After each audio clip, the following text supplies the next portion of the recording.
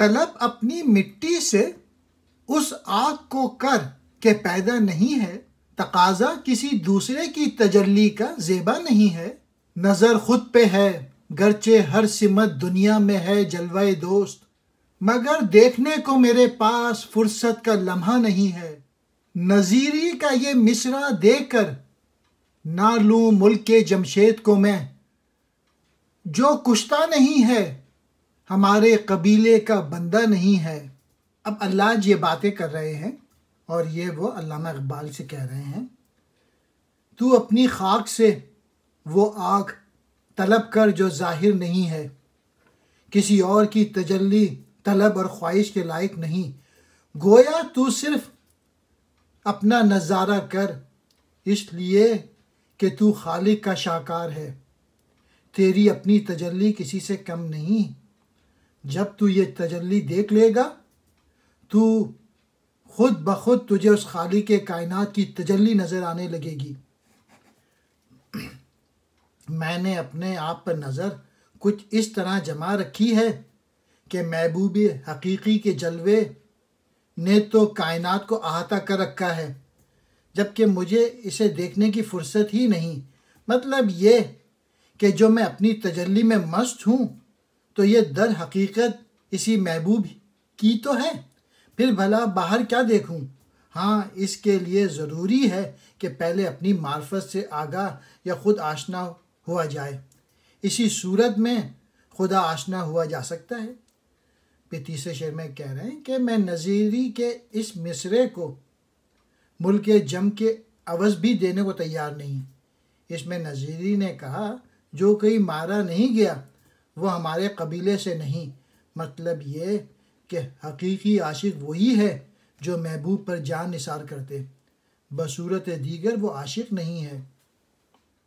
اگر ہیلا جو عقل نے ایک لشکر سے یلغار کی ہے، تو یوں دل گرفتہ و غمگین نہ ہو، عشق تنہا نہیں ہے۔ تجھے اپنی منزل سے نے راہ سے آگاہی ہے، وگرنہ نوا کون سی ہے جو ساز سلیمی نے چھیڑا نہیں ہے۔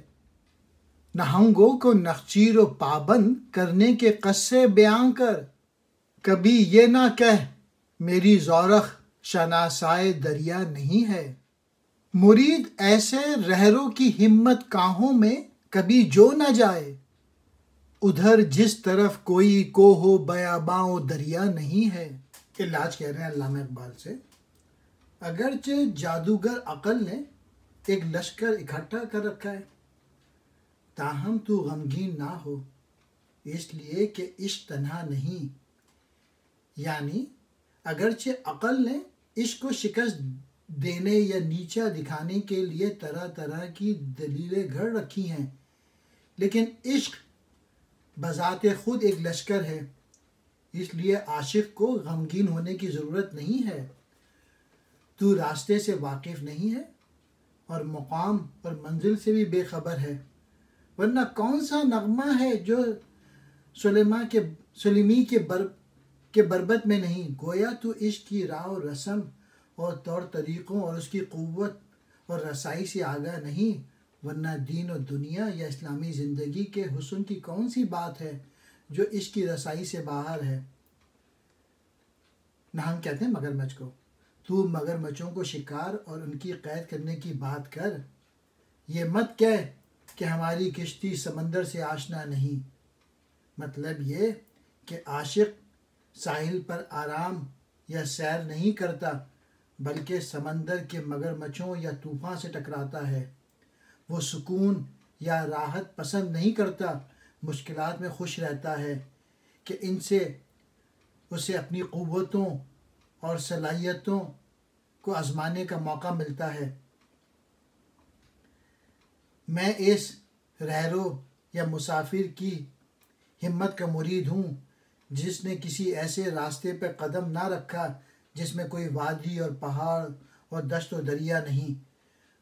یعنی میسج یہ ہے کہ مشکلات سے ٹکرا جانا ہی لائق احترام اور عزت ہے۔ اور غالب نے مشکل پسندی پہ یہ شعر کہا تھا، ان آبلوں سے پاؤں کہ گھبرا گیا تھا میں، جی خوش ہوا ہے راہ کو پرخار دیکھ کے۔ اور آخری شعر میں کہہ رہے ہیں، تو شراب پینے والے رندوں کے حلقے میں شریک ہو جا، تو اس پیر کی بیعت سے بچ جو جوش و جذبے اور جد و جہد کی زندگی سے نا آشنا ہے۔ ایسا پیر رہبانیت کا قائل ہے جو ایک بیکار زندگی ہے۔ تو کسی ایسے پیر کا مرید بن جو ہنگاموں اور مشکلات سے ٹکرا جانے کا سبق دے، یعنی زندگی میں مشکلات سے مقابلہ کرنا چاہیے۔ یہ ہے مین میسیج اللہ آج کا۔